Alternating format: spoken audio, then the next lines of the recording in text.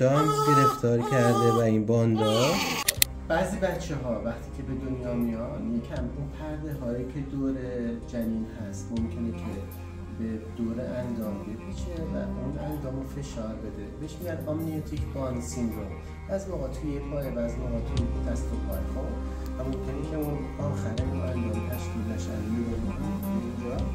اینجا الان یه دونه باند اینجوری اینو گرفته داره پا رو و ببینید چقدر تا روی تقریبا استخوان رفته و این پایین پا برم کرده. بعضی موقع خیلی شدیدتره برم بیشتره. انگشتام که نگاه میکنیم دور انگشتا هم میگیره. این بانده این طرف خفیفتره، انگشتا هم گرفتار کرده و این باندا یکم انگشتا رو بعد تشکیل داده. هر دو تا دستش هم هست.